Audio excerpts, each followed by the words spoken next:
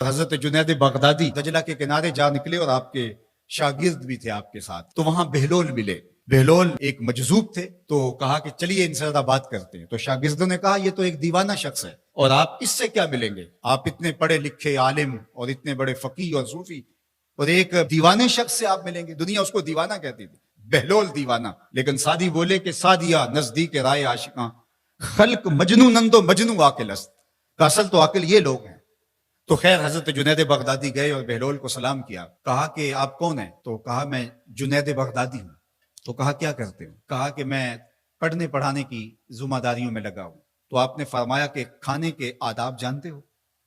تو کہا کہ ہاں، ہاتھ دھوئے جائیں، بسم اللہ شریف پڑھی جائے، چھوٹا لقمہ لیا جائے اور چبا چبا کے کھایا جائے، اور اس کے بعد الحمدللہ کہا جائے۔ تو بہلول کہنے لگا کہ میں تو آپ کو بہت بڑا عالم سمجھتا تھا، آپ تو کھانے کے ادب کو بھی نہیں جانتے۔ اور اپنا کپڑا اٹھایا، جھاڑا اور ایک جانب چل دیے۔ شاگردوں نے کہا ہم نے آپ کو کہا تھا کہ شخص کے پیچھے جانے کا کیا فائدہ، یہ تو دیوانہ شخص ہے۔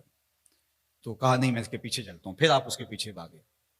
تو پھر بہلول نے پلٹ کے دیکھا، کہا کہ کون ہو؟ کہا کہ میں جنید ہوں، آپ کو ملنے آیا ہوں۔ تو آپ نے پھر ایک سوال کیا، گفتگو لمبی ہو جائے۔ تیسری مرتبہ بھی جب وہ اپنا دامن چھاڑ کے گزرے تو پھر آپ آگے بڑھے۔ انہوں نے پوچھا کون ہو؟ انہوں نے کہا کہ میں ایک عام سا شخص ہوں، تو آپ کے پاس جو ہے وہ سیکھنے آیا ہوں۔ تو کہا کہ میں نے تم سے پوچھا تھا کہ کھانے کے آداب کیا ہیں، تو تم نے یہ بتایا تھا۔ کہا جی میں نے تو یہی پڑھا ہے اور میں نے یہی بتایا ہے۔ تو کہا کھانے کا سب سے پہلا ادب یہ ہے کہ لقمہ حلال کا ہو، باقی لقمے چھوٹے چھوٹے توڑ کے کھائے یا چبا چبا کے کھائے یا جو ہے وہ پانی پہلے پیے یا بعد میں پیے، کہا یہ باتیں بات کی ہے۔ سب سے پہلا ادب کھانے کا یہ ہے کہ لقمہ طیب ہو، لقمہ طاہر ہو، لقمہ پاکیزہ ہو۔ اللہ اکبر۔ تو ہمارے رب نے ہمیں پاکیزہ رزق کھانے کی تلقین فرمائی ہے۔ تو اللہ کے محبوب علیہ السلام نے اس شخص کا ذکر کیا جو لمبا سفر کر کے آیا اور وہ کعبۃ اللہ کے سامنے کھڑا، وہ اللہ تعالیٰ جل شانہ کو پکارتا ہے اور کیا کہتا ہے، یا رب یا رب۔ اشعث اغبر، اس کے بال بکھرے ہوئے ہیں اور اس کا لباس پھٹا ہوا ہے، پراگندہ سی حالت ہے، اور اللہ کے گھر کے سامنے کھڑا ہے، لمبے لمبے ہاتھ کر کے دعا مانگ رہا ہے، یا رب، اے میرے اللہ، اے میرے اللہ۔ لیکن فرمایا وَمَطْعَمُهُ حَرَامٌ وَمَشْرَبُهُ حَرَامٌ وَمَلْبَسُهُ حَرَامٌ وَغُذِّيَ بِالْحَرَامِ فَأَنَّىٰ يُسْتَجَابُ لِذَٰلِكَ۔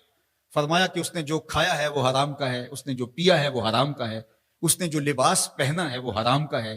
فرمایا اس کو جو غذا دی گئی ہے وہ غذا حرام کے مال سے اسے حاصل ہوئی تھی۔ فرمایا فَأَنَّىٰ يُسْتَجَابُ لِذَٰلِكَ۔ فرمایا مجھے بتاؤ کہ اس کی دعائیں کیسے قبول ہوں گی۔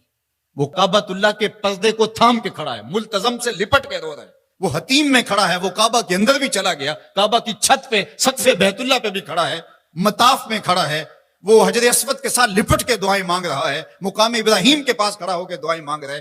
یمد یدہ، اس کے ہاتھ لمبے لمبے ہیں، یا رب کے کلمات اس کی زبان پہ ہیں، اور اشعث اغبر، غبار آلودہ بکھرے ہوئے اس کے بال ہیں، اور حالت پراگندہ ہے کہ کسی کو گزرتے ہوئے بھی ترس آ جائے، اور اللہ کے گھر میں کھڑا ہے تو وہ کیوں نہیں معاف کرے گا۔ لیکن فرمایا مطعمہ حرام ومشربہ حرام وملبسہ حرام وغذی بالحرام، اس کا کھانا پینا لباس اور غذا حرام کی تھی۔ فَأَنَّىٰ يُسْتَجَابُ لِذَٰلِكَ، اس کی دعائیں کیسے قبول ہوں گی؟ بلکہ علماء نے لکھا کہ جو شخص حرام کمائی کھاتا ہے اس کی اپنی دعائیں تو قبول نہیں ہوتی، نیک لوگوں کی دعاؤں سے بھی اس کا حصہ نکال دیا جاتا ہے۔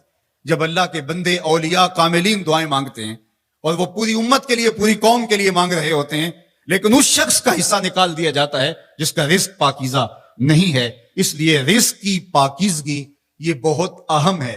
رومی علیہ الرحمہ فرماتے ہیں کہ اگر تمہارا رزق پاک ہوگا، تمہارا رزق ستھرا ہوگا، تمہارے سینے میں معرفت کا نور پیدا ہوگا، اور اگر تمہارے سینے میں غل، غش اور حسد، بغض، کینہ اور نفرتیں پیدا ہو رہی ہیں تو پھر تم غور کرو کہ تمہارے رزق میں کوئی مسئلہ ہے۔ تم کھاتے ہو، اس کے نتیجے کے اندر حسد پیدا ہو رہا ہے، بغض پیدا ہو رہا ہے، نفرت، سستی اور کاہلی اور عبادت سے دوری پیدا ہو رہی ہے۔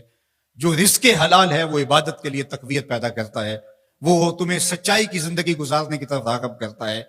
تو اہم ترین چیز جو ہے وہ رزق کی پاکیزگی ہے۔